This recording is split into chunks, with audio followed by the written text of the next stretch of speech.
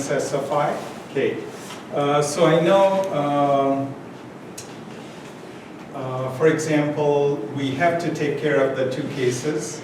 We take the derivative of the loss function with respect to a certain output, right? And we have to take care of the I equal to j case, I not equal to j case. So somewhere in the summation, I'm still messing it up. So let me clean it up. I'll give you a handout on the next time on it, so that we can continue. Okay, so to summarize, if our derivation is correct, and it will be, like I said, I have to review and make sure wherever the mistake was being made is proper. Okay, the final result, like I said, will be the delta for the soft mix.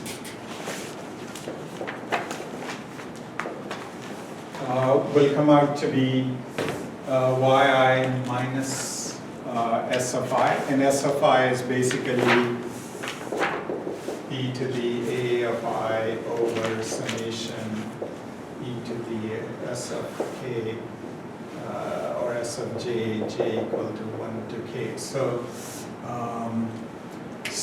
so that's how we can compute the delta. So if you were using softmax function, once again, okay, so the last layer will be the softmax. Okay, so the deltas over here in the very last layer.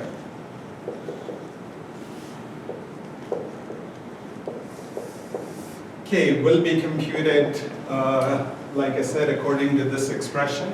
And then once we have the deltas, then as we work backwards to whatever neurons we have, then as you saw, we multiply by the weight transpose, then we further multiply by the derivative of the activation function to compute the deltas in the next layer and so on. So then it becomes pretty straightforward.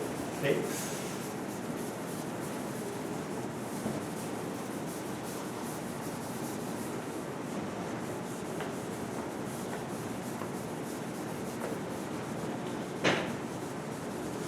Okay, so the next part that I want to go over is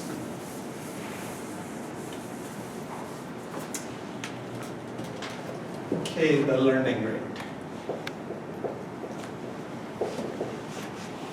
So remember, as we compute the gradients, W1, W2, whatever, B1, B2, and so on, right? After we have computed these gradients, in case of a batch, for the batch size, you will keep accumulating those. And at the end of the batch, you will do an update. For example, W1 equal to W1 minus learning rate. So the learning rate, to make it easy rather than typing the full learning rate, suppose I describe it by the Greek symbol eta. So as you can see, this will be eta times del W1, right? And same way for W2 and B1 and B2. Okay. So the question is, how does learning rate affect our final accuracy? Okay. If we choose a high learning rate, what will happen? Okay. Remember, what we are trying to do is we are trying to minimize the loss, right? So the loss with respect to W1, W2, whatever our model parameters are. If it's just a simple two-layer network, it will be W1, W2, B1, B2, right? So that's what we are trying to minimize the loss. If you take a look at how does the loss function, if we plot it, let's say here's the loss. Okay, suppose there's a single weight involved, not two weights, or not a matrices of weights. If a single weight is involved, typically the loss function will look like a opposite parabola. So then basically, let's say this is the value of W1, we compute the gradient and then update the W1 over here, then we update here. So gradually, this will keep moving based on the gradient until we find the lowest loss, right? Okay, but as soon as we put more than one neuron, more than one layer, as we discussed, it becomes a highly nonlinear function, even in terms of the loss function. So the loss function may become, sorry, this is not, it won't go opposite that way, but anyway, so this may be the global minima. I can't really draw it because now if we have 10,000 weights as an example, it's really a 10,000 dimensional space as far as the loss function is concerned, right? So visualize it somewhere there's a minima, and our job is to, based on the gradients, get to that minima, okay? So the problems we run into is, let's just take the case of two weights. Okay, W1 and W2. Okay, so suppose like in a three-dimensional space, this is what it looks like. Okay, so basically W1 is decreasing this way. So this is this is how W1 is decreasing. Okay. Not W1 is decreasing, but the loss is decreasing with respect to W1, meaning if we keep moving the W1 in this direction, pretend the loss is decreasing. Okay. However, for W2, see if I can make it sort of like a surface like this, but pretend it's inclined. So like this way is W1, and this way is W2. Okay. So the question is, okay, if we take a look at the gradient over here, right? As you can see, the gradient for W1 is pretty high. The slope is, but let's pretend this is a gradual slope over here. So you will see, it is possible if if our learning rate is very high, that it starts to go over here, then come over here, then go over here, and very slow. It doesn't move in the W2 direction that quickly. Okay. So the question is, should we use the same learning rate, meaning as quickly as we are? See, if we pick too high of a learning rate, then what happens is it starts to bounce back. Okay, until it gets to the minimum.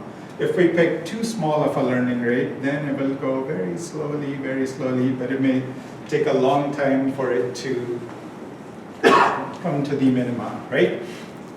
Okay, so as you can sort of guess, what should be the ideal strategy? Ideal strategy, as you can see, should be, okay,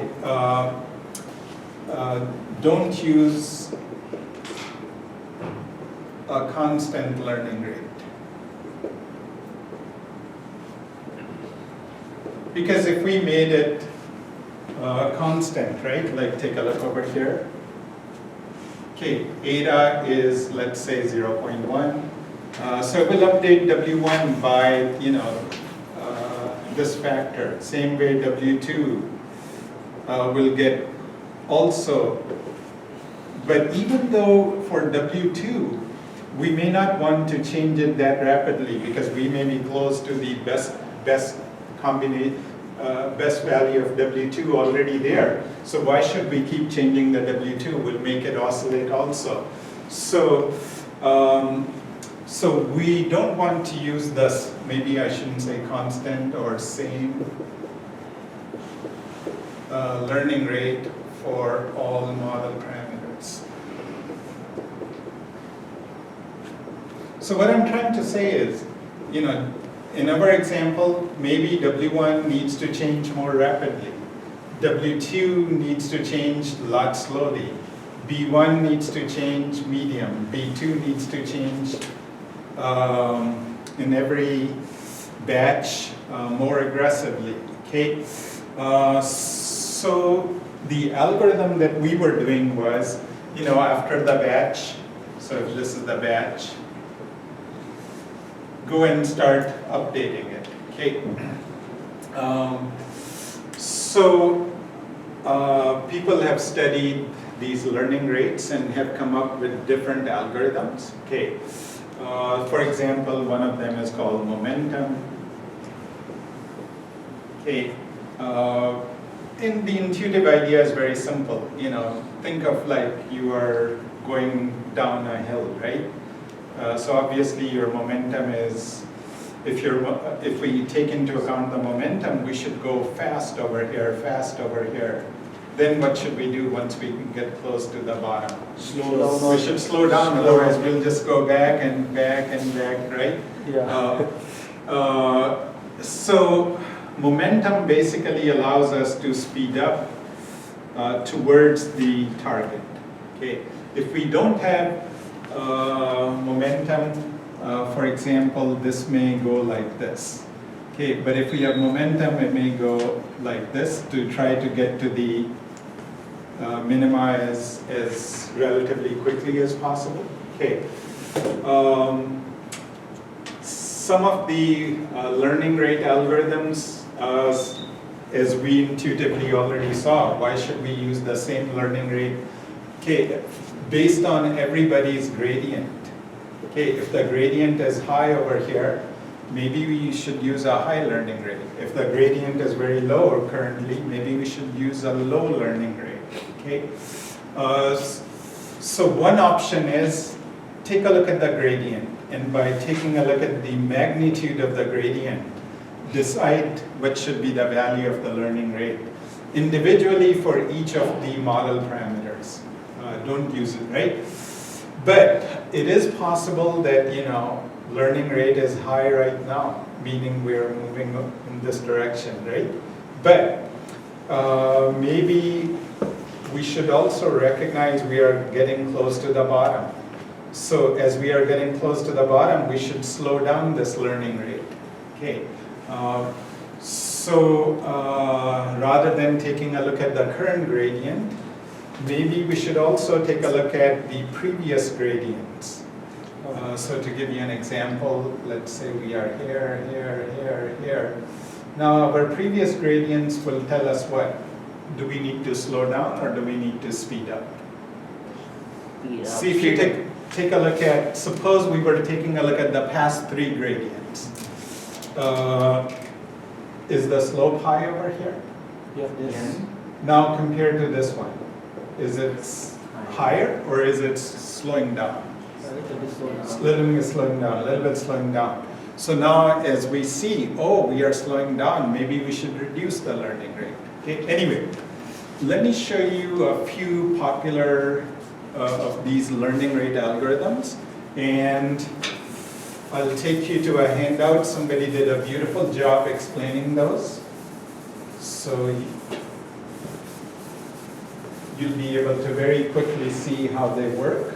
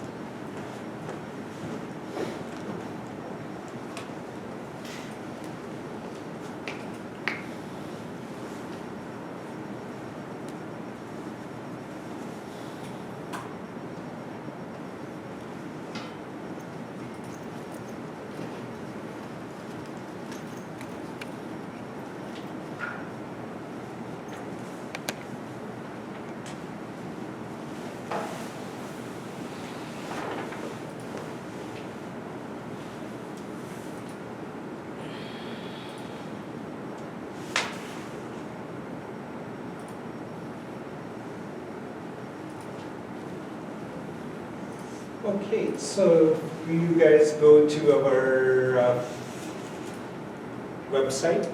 Okay, on the website, if you go to, I haven't put it in this year's lectures, but if you go to the previous year's lectures,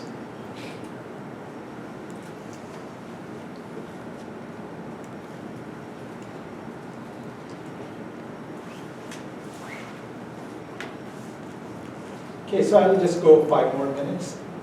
Let me point out to you, then you guys can read it yourself. But I'll quickly summarize it so that you guys have a good idea and to understand it. So there will be, and I'll put it in our 2019 link also. Okay, so there's this overview of gradient descent algorithms. Okay, so this is, has a beautiful job on the different learning rate optimizers, okay? And the author has updated it pretty recently, okay? So the first part, as you can see, is easy. What's a batch gradient descent, stochastic, mini batch, right? Yep. And then these are the learning rate algorithms. So from here, momentum, Nestrov, accelerated, AdaGrad, Adam, and so on. Okay, RMS prob. So these are, so especially, for example, Adam is very popular. So this one you should try to read very carefully and try to understand it. Okay. Anyway, let me quickly go over the author's terminology. Is pretty easy to follow, so you can read the details later. But let's take a look at this equation as an example. Okay, theta is a common terminology in the machine learning field for model parameters. So in our case, what will be for the 2-layer network that we created, what will be theta? W1, B1, and B2. So all of these are being indicated by the model theta. Okay? So if you take a look, does this equation make sense? Yes. For example, plug in W1 instead of theta. W1 equal to W1 minus, what's this over? Learning rate, right? And what is this? The gradient. And again, if you're confused, replace theta by W1. So if this is W1, W1 minus learning rate, right? So learning rate times the gradient. Okay, this is our basically cost function. So cost function is often written by the letter J. Okay, so remember once we do, let's say, delta W1, in terms of the partial derivative, what is this value? Isn't this partial L over partial W1? That's the meaning of, right? But because a lot of people, instead of using L for the loss function, they use the J. So as you can see, the author is saying, okay, call it, for example, partial J theta over partial W1. So anyway, so this makes it, so what kind of algorithm is this? Batch, stochastic, or mini batch? If we are doing this update every, then it will be stochastic, right? So anyway, if we go over here, if every x of I, y of I, we are updating it, so this will be stochastic gradient descent, right? Okay, and as we discussed stochastic gradient descent, if we take a look at the loss function, fluctuates all over. Okay, so, okay, can you guess what this is? I plus n. So n could be, for example, 50 or 10 or, so this is the mini batch. So after each mini batch we update. So anyway, that's pretty easy. Okay, now let's go to the momentum. Okay, so like I said, it will basically control the learning rate. Okay, so here's the main equation for the momentum, and it's pretty easy to C over here. So what we do is we define this velocity v of t equal to gamma. Gamma, for example, could be 0.9, so this is like a predefined constant. The previous velocity plus eta learning rate plus the gradient of whatever the parameter is. Okay. In the beginning, what will be the very first v of t minus 1 or v of minus 1? 0, right? So if it is the 0, then what happens? This goes to 0, and what is vt then? Right? Substitute this by this. Isn't that the normal update equation? Okay. However, once we update, now vt will have some value. So the next vt will be 0.9 times of the old vt. So essentially, it's basically now taking a look at what's the previous velocity or previous momentum to decide how much to change it. Okay. Okay, so the downside of this algorithm is, even though, so what it will do is it will go very fast. If previously it was going up to here, now it will go up to here, up to here. It may overshoot. So there are improvements to this momentum algorithm. And one is called Nesterov accelerated gradient. Okay.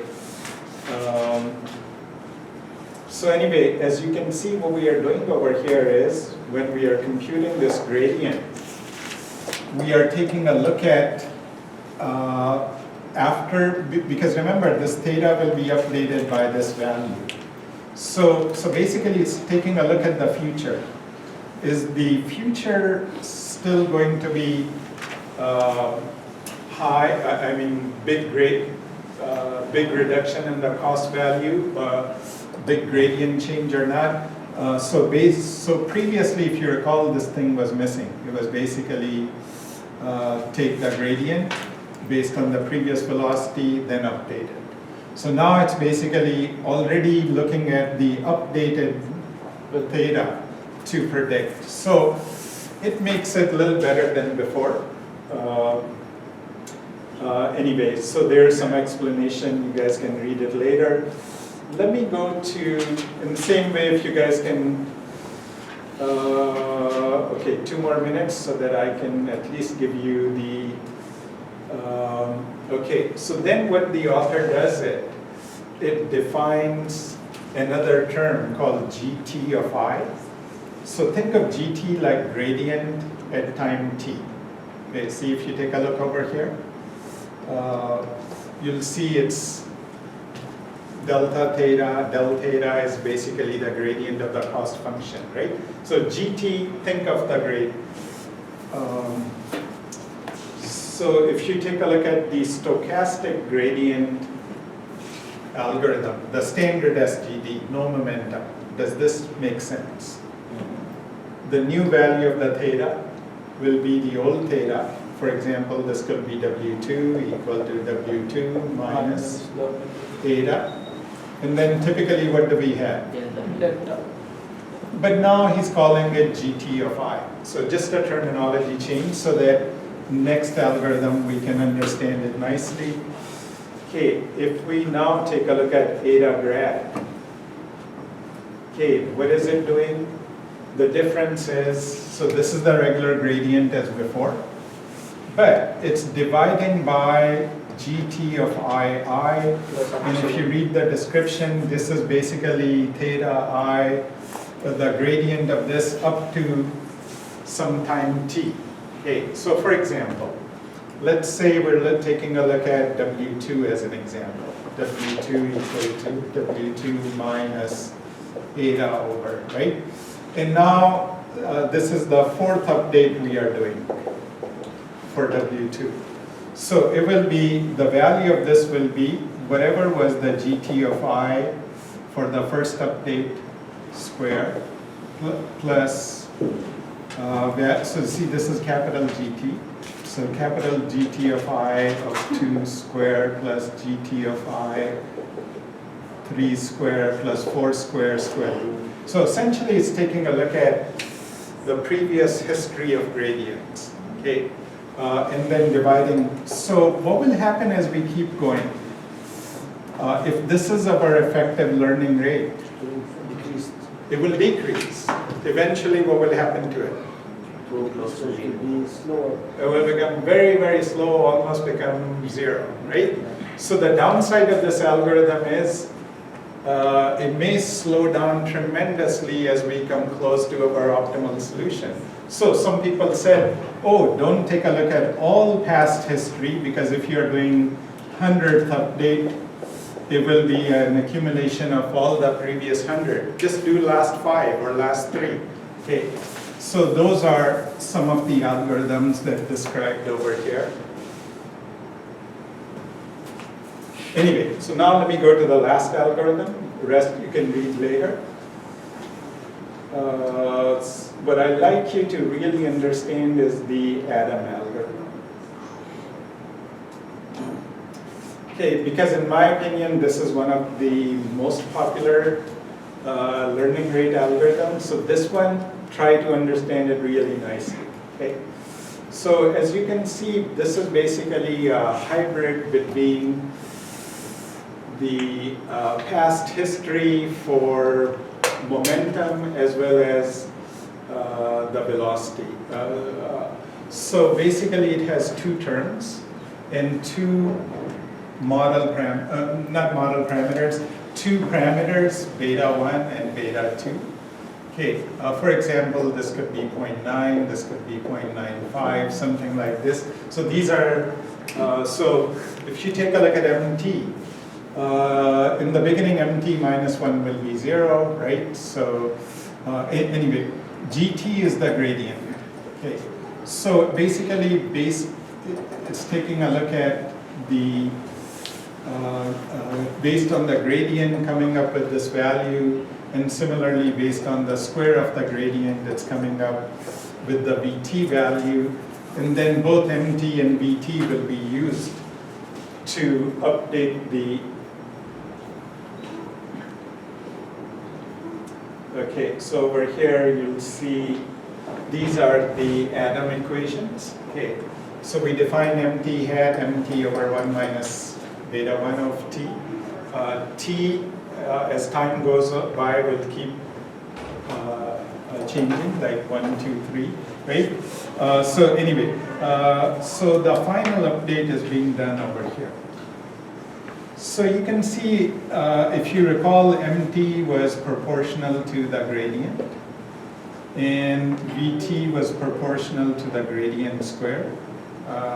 So it has information about both of them. Based on that, we reduce the learning rate. Anyway, so your reading assignment is to go through these, especially up to Adam, even if you don't worry about after Adam, try to get a good understanding of these, okay?